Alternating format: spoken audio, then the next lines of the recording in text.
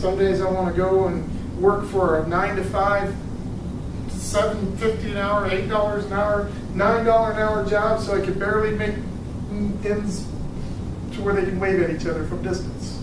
You know? A closer distance than they are now.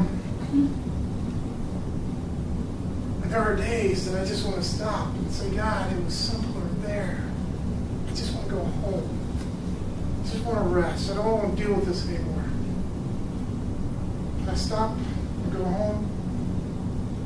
Jesus says, sure, I'm going with you. I'm not going to let you know I'm going with you. I'm going to go with you, though. He didn't let God. Jesus showed up next to these guys who would all have given up. And he sat there and he walked with them, and talked with them, and made them hash out what was going on in their lives.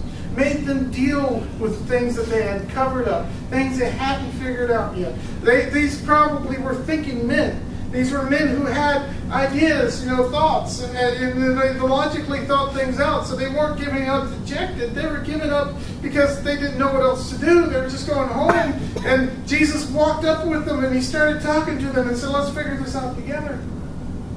And he's like, are you guys stupid? He didn't say that. It kind of implied that because he did call them foolish, didn't he? It says, oh, how foolish you are. You guys are stupid. Do you not understand that what happened is supposed to have happened? Everything that the prophets talked about, and God himself started with Moses and all the prophets, and he took each and every one of them, he went through every reference in the Bible in the Old Testament, and he said, this is all talking about Jesus. This is all talking about God. This is talking about what was supposed to happen. Commentators and theologians have been trying to do that for years. There are books and commentaries on everything in the Old Testament, and there are classes that you can take. There are people who can go into it and tell you exactly where Jesus is mentioned in the Old Testament, and this is where it's predicted into this, and this is. There are guys who can do that, but guess what? They're not God. They didn't have God sitting there telling them, this is what's going to happen. This is why it should have happened. That's why I want to be these guys. So I can sit there and hear it from Jesus' lips, from God's own mouth, how it was supposed to happen. And it was like suddenly things started making sense. It's like that whisper you hear when you cry out to God. I don't know if you've ever heard it. But when life isn't making sense this time, life isn't something, a train wreck in your life happens, or a sharp U-turn you weren't expecting happens, and you start saying, God, this isn't supposed to be happening, and God sits there and he whispers to you and he says, remember that time? That happened last time? You're like, yeah, that worked out well, didn't it? And God's like, yeah, I took care of you then, didn't I? You're like, yeah, he did. What makes you think I'm not going to take care of you now? Oh, yeah. Okay. Move on. And keep going down the road. I think it's interesting that God didn't stop them from going home. God never said, Jesus never said, don't go home. Stay in Jerusalem. Nowhere in the story did he say, I want you to go hang out with the 11. You need to go back to Jerusalem where things are going. He says, yeah, they made it to the village they were going to. They made it to Emmaus. Jesus wasn't going to stop. Jesus wasn't going to stop there. He was going to go on and do whatever he had to do. But they forced him to. They asked him to. The Jewish idea of hospitality required them to. If you don't know, if you want to study something amazing, find out all about Jewish hospitality and how there are rules.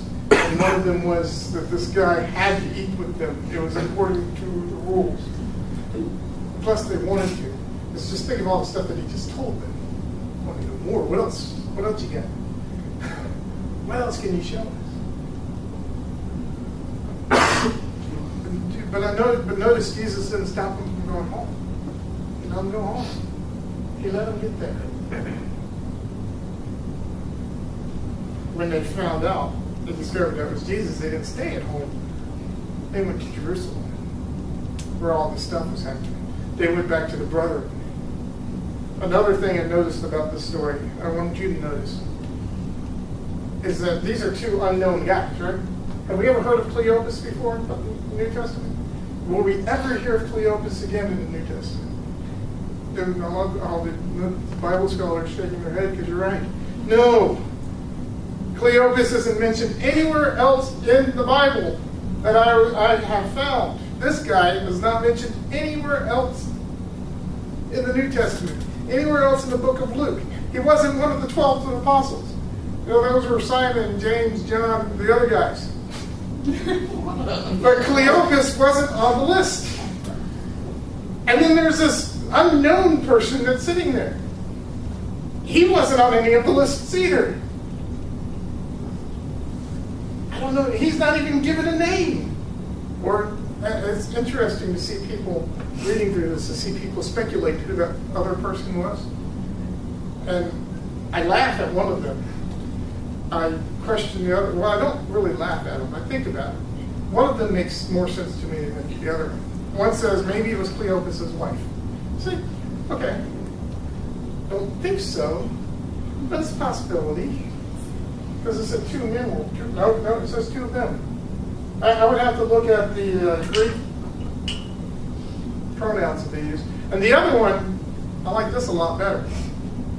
They said this was probably Luke himself, the guy who wrote the book. That's why there's so much detail in this story. And that's why this is the only place that this story is found. And, you know, people who write stories like to write themselves into the book somewhere, whether a supporting character or a main character or something. John did it in the book of John. He talked about himself all the time. Matthew did it in the book of Matthew, in the calling of Levi. Mark, he didn't do it, but not that I found.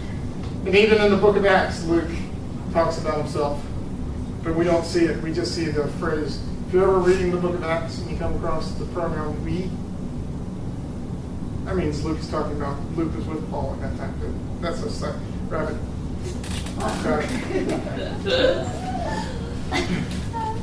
So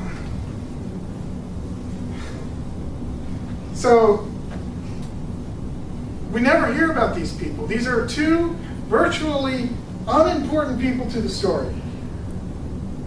But look at where this story comes in, the resurrection details. The resurrection account starts with Mary Magdalene. The ones that we talk about all the time are the Mary Magdalene and the women at the tomb, right? Jesus is there. We talk about Peter and John at the tomb, and Jesus is there. Or somebody points out that Jesus is not there. Then we talk about the inner room, upper room, where they're all hiding out. And right smack dab in the middle of those two stories, Jesus makes sure that these two people who have given up everything, who have decided to go home and wait, Jesus made sure that he found those two guys and let them know everything. The Bible doesn't tell us he let Peter and James and John know everything. The Bible doesn't say that he told Mary Magdalene everything. It says, I told these guys everything. The Bible says. So what can we get out of this story? There are times we want to give up. There are times you're going to want to stop, go to a place where it makes sense. Stay at home, stay in bed, stay in your dream world where everything made sense. Or if it didn't make sense, at least it was more fun. There are times that you want to stop caring about people, stop doing ministry, stop doing whatever it is you're doing, or stop telling people about Jesus. Or you just want to stop. But God, it's in those moments that Jesus comes to us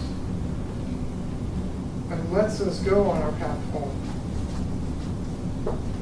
That He sees that we are important enough to show us what He's really doing. It may not happen in a form where we can actually sit and talk to Him. It may not happen in a form where we may not even know what's happening. Guys didn't even know what was happening. They didn't know who they were talking to. They didn't know that this was a God moment. They didn't know that Jesus was Jesus. They thought He was just, I don't know who they thought He was. But they thought He was probably some brilliant dude who understood all these things. And you're not supposed to say dude in some formal sermons, but it's okay.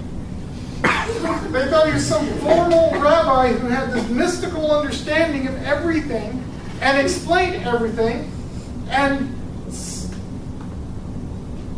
and it was when Jesus did something, He broke the bread, it said, they realized who He was.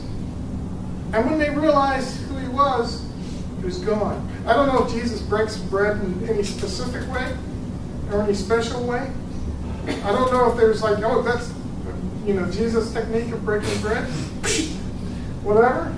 But there was something in the way that He broke the bread, something in that moment when He broke the bread, they looked at Him and they said, wow, that's Jesus. You may not know the moments that Jesus helps you out, guides you, stops, helps you on the side of the road, helps you fix a flat, or helps you in a moment. And you're like, wow, that thing came along at the right time, and you may be 20 miles down the road from where you were. And it'll hit you. It's like, wait, God did that. God did that.